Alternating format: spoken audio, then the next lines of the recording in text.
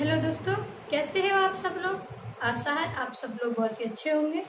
तो चलिए हम आज का सेक्शन स्टार्ट करते हैं। स्मारक और भवन। कल तक हमने स्मारक और भवन में कुछ टॉपिक्स, कुछ पॉइंट्स हमने लिख लिए थे। अब इससे आगे इसी से यहीं से कंटिन्यूस करते हैं। ओके,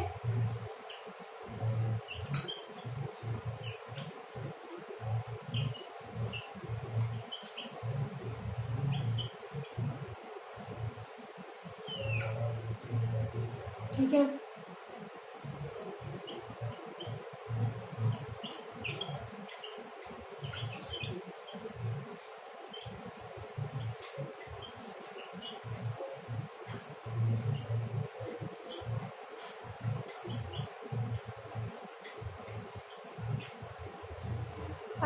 घेरा की खुदाई से पता चलता है कि देश में लोहे का जो प्रयोग था वह ईसा पूर्व 1000 से लगभग पहले प्रारंभ से ही मतलब उसका प्रयोग होता हुआ आ रहा है। तो अत्यंत घेरा खुदाई से पता चलता है कि देश में लोहे का प्रयोग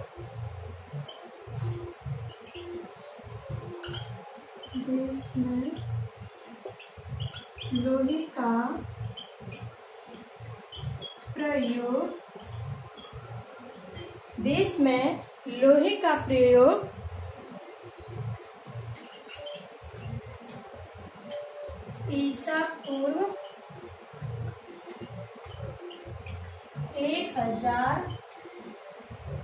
ईसा पूर्व 1000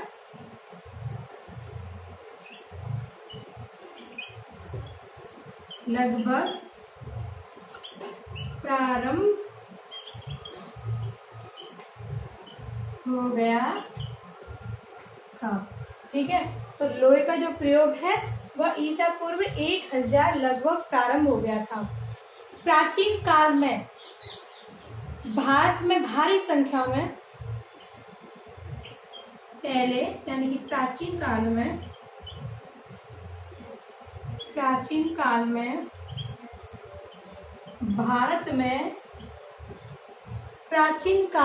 भारत में पहले यानी कि पहले की बात बताई जा रही है।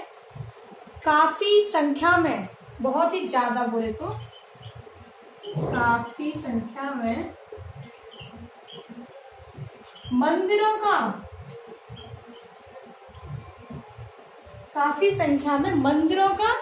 निर्माण हुआ।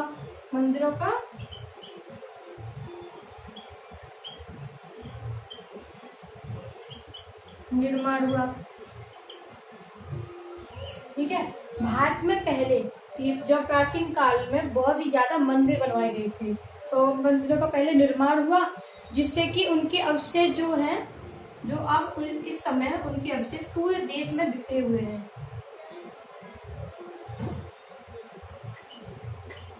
जिनके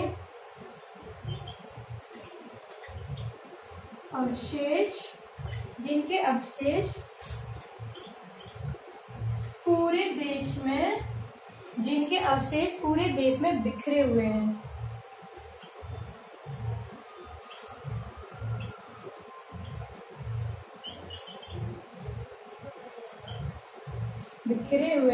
तो प्राचीन काल में भारत में काफी संख्या में मंदिरों का निर्माण हुआ था। ठीक है, जिनके जो अवशेष हैं वह हमारे पूरे जो देश है उसमें बिखरे हुए हैं। और नेक्स्ट आगे, जो महल थे और जो मंदिर थे उसमें हमें वास्तुकला के विकास पर उनकी शैली पर प्रकाश चलता है। ठीक है, मंदिर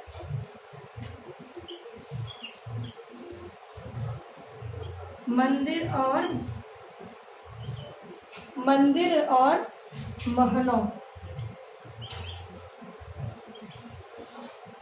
ठीक है, मंदिर और महलों की शैली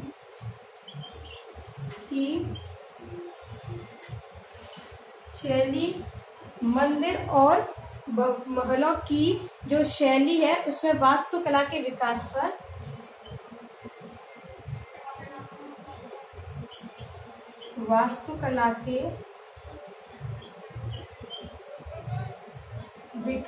पर वास्तुकला के विकास पर पर्याप्त प्रकाश पड़ता है। पर्याप्त प्रकाश पड़ता है। ठीक है, तो मंदिर और महल जिनकी शैली में हमें किसका, वास्तुकला के विकास का प्रकाश पड़ता है। ठीक है, वास्तुकला के विकास पर पर्याप्त प्रकाश पड़ता है। ठीक है, अब आपको क्या होगा, वास्तुकला के विकास पर आपको पर्याप्त प्रकाश पड़ता है। ठीक है, और देखा जाए तो विभिन्न स्थान, जैसे हमें विभिन्न स्थानों से जो मंदिर प्राप्त हुए हैं हम उनके बारे में बोल रहे हैं। विभिन्न स्थानों पर मंदिर हमें जो प्राप्त हुए हैं, जैसे कि हमको देवघर, हम चलो आगे लिखते हैं, शैली से वास्तुकला का विकास पर्याप्त विकास पड़ता है। विभिन्न स्थानों से प्राप्त मंदिर, जैसे लिखते हैं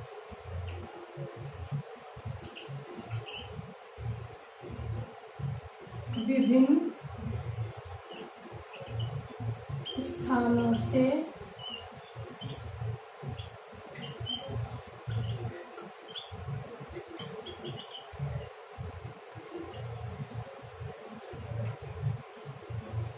जैसे विभिन्न स्थानों से प्राप्त मंदिर, जैसे देवगढ़ का देशावतार मंदिर,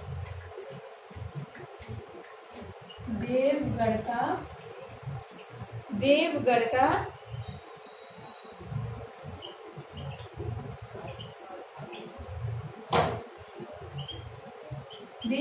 का देशावतार मंदिर, जो कि झांसी में स्थित है। कहाँ स्थित है ये मंदिर झांसी में, देवगढ़ का। यहाँ पर हमको शैली देखने को मिली है। ठीक है, देवगढ़ का देशावतार मंदिर, जो कि झांसी में स्थित है। भीतर गांव का मंदिर,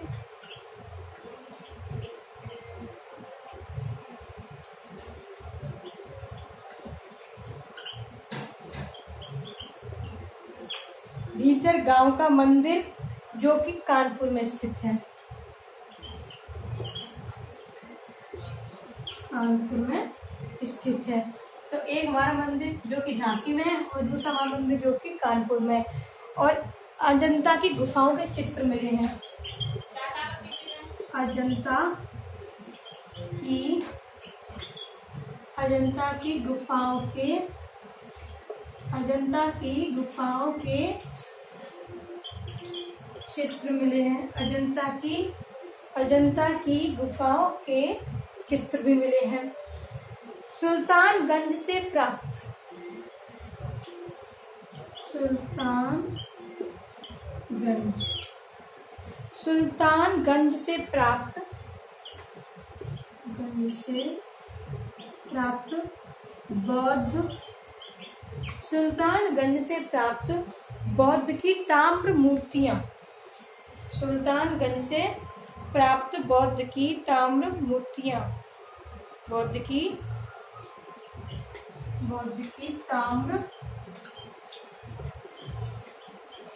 मूर्तियां, मूर्तियां। ठीक है, सुल्तानगंज से प्राप्त बौद्ध की ताम्र की मूर्तियां आदि हिंदू कला की सभ्यता के हिंदू कला की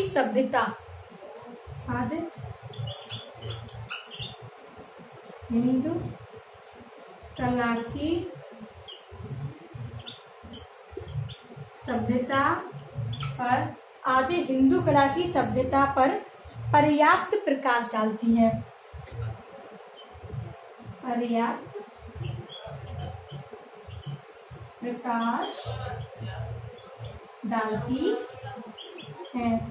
सुल्तानगंज से प्राप्त बौद्ध ताम्र मूर्तियां आदि हिंदू कला की सभ्यता पर पर्याप्त प्रकाश डालती हैं। ठीक है, अब उत्तर भारत के मंदिर में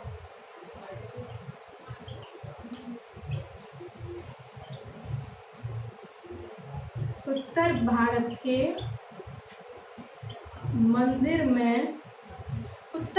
के मंदिर में हमको नगर हमको नगर शैली, उत्तर भारत के मंदिर में हमको नगर शैली, और मध्य भारत के मंदिर में हमको वेसर शैली, और मध्य भारत के मंदिरों में हमको वेसर शैली, और मध्य भारत के मंदिरों में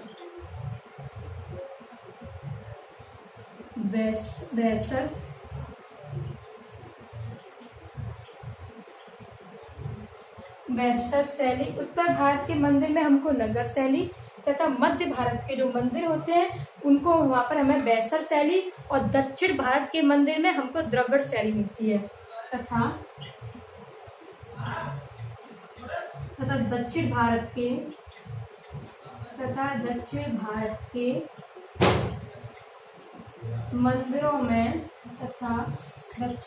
के मंदिरों में हमको द्रविड़ शैली मिलती है।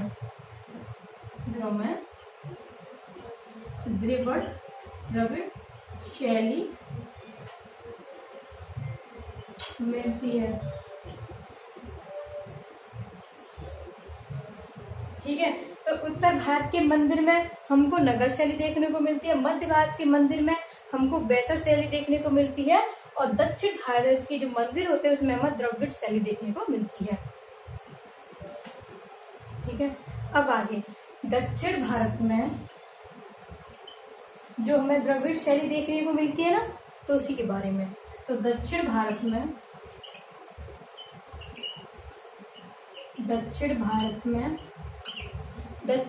में एक तंजौर जो स्थान है, तंजौर का राजराजेश्वर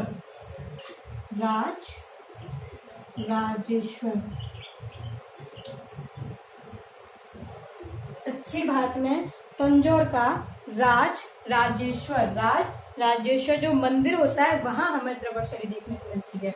तो दक्षिण भारत में तंजौर का राजराजेश्वर मंदिर में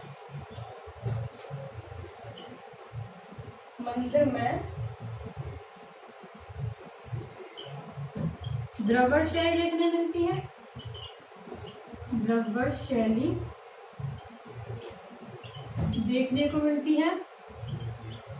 शैली देखने को मिलती है। ठीक है, दक्षिण भारत में तंजौर का जो राजराजेश्वर मंदिर है वहां हमको जाके द्रविड़ शैली देखने को मिलती है। उत्तर भारत में खजुराहो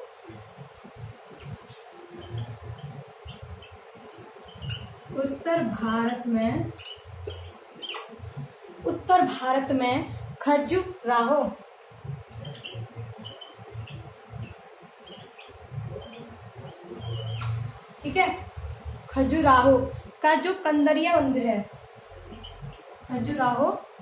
उत्तर भारत में खजुराहो का कंदरिया महादेव का मंदिर,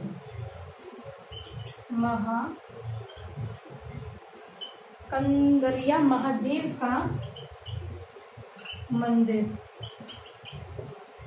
वहां पर हमें जो है नगर शैली देखने को मिलती है। वहां पर नगर शैली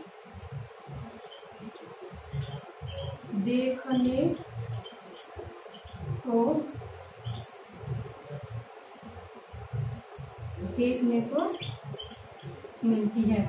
उत्तर भारत में हमें खजुराहो का कंदरिया जो मंदिर है वहां पर हमको महादेव जो वो है नगर शैली देखने को मिलती है। महादेव का जो मंदिर है वहां पे हमें नगर शैली देखने को मिलती है। ठीक है, दक्षिण का उत्तर का। अब जो बच्चा हमारा वेसर शैली है वह हमें वृंदावन का जो वैष्णव मंदिर है वह हमें देखने को मिलती है। वेसर शैली, ठीक है, वेसर शैली जो है वृंदावन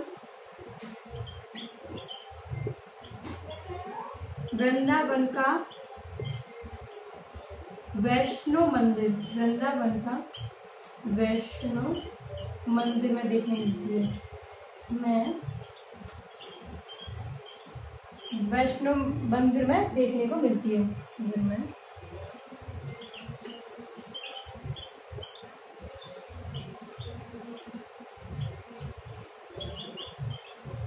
ठीक है।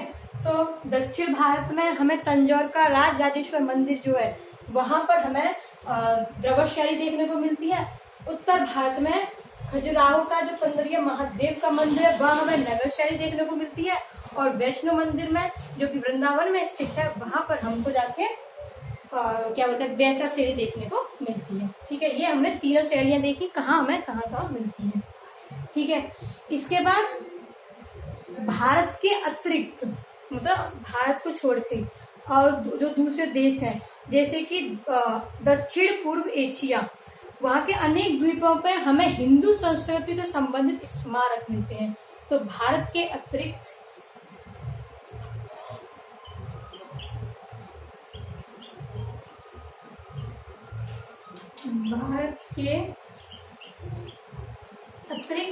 भारत के अतिरिक्त दक्षिण एवं पूर्व एशिया, भारत के अतिरिक्त दक्षिण एवं पूर्व एशिया, दक्षिण एवं पूर्व एशिया के अनेक द्वीपों से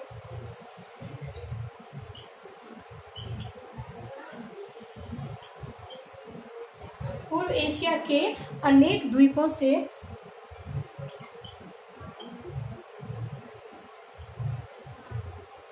भारत के अतिरिक्त दक्षिण एवं पूर्व एशिया के अनेक द्वीपों से हिंदू संस्कृति से संबंधित हिंदू संस्कृति से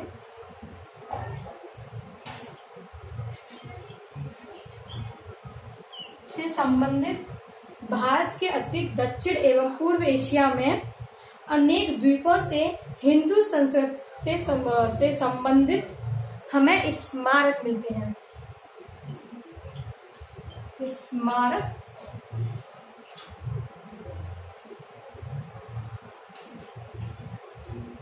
मिलते हैं। ठीक है, और जो स्मारक मिलते हैं इसमें मुख्य रूप से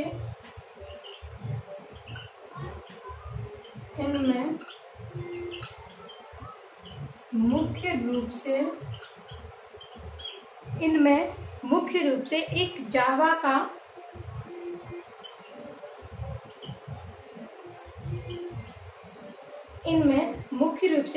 का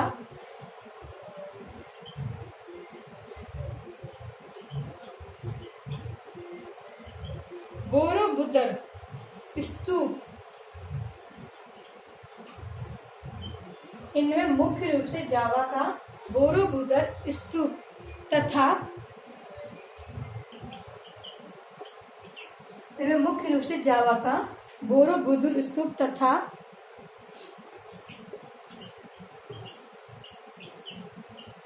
कंबोडिया के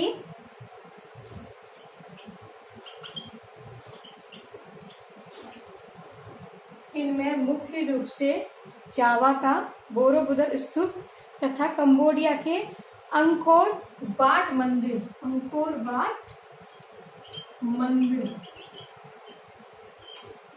वाट जो मंदिर है वहां पे उनका उल्लेख किया जाता है। मंदिर का उल्लेख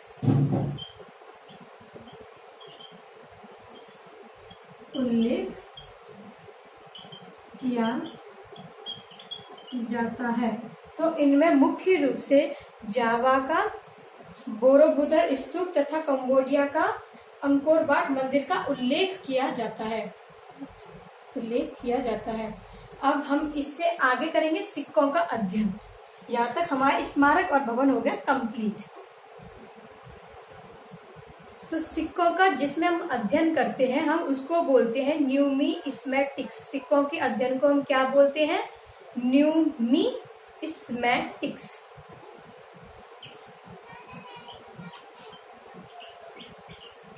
सिक्कों के अध्ययन को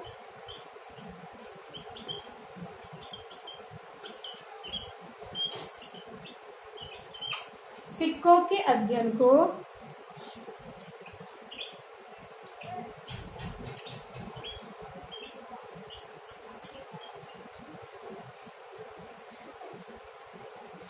अध्ययन को बोलते हैं न्यूमिस्मेटिक्स। ठीक है, सिक्कों के अध्ययन को क्या बोलते हैं? न्यूमिस्मेटिक्स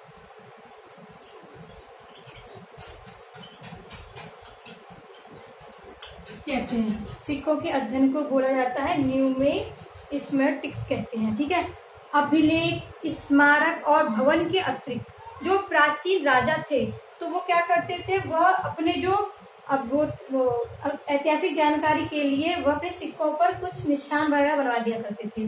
अब हम उन्हें पढ़ेंगे। ठीक है, अभिलेख, स्मारक और भवन।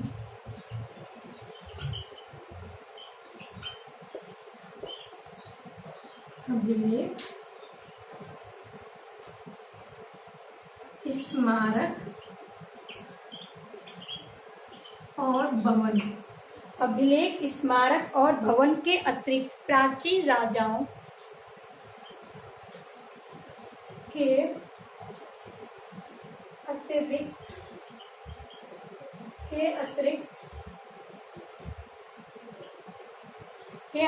प्राचीन राजाओं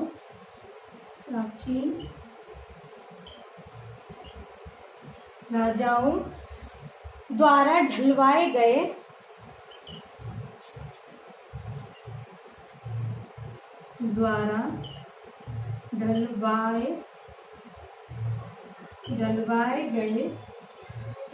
अतिरिक्त प्राचीन राजाओं द्वारा ढलवाए गए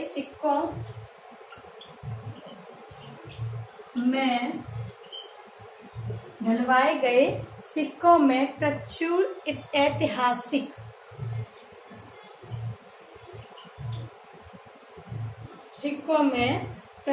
ऐतिहासिक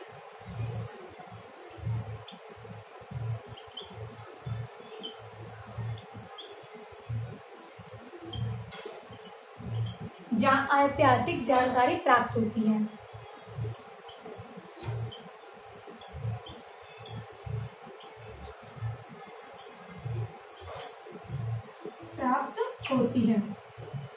इससे आगे हम कल कंटिन्यूस करेंगे।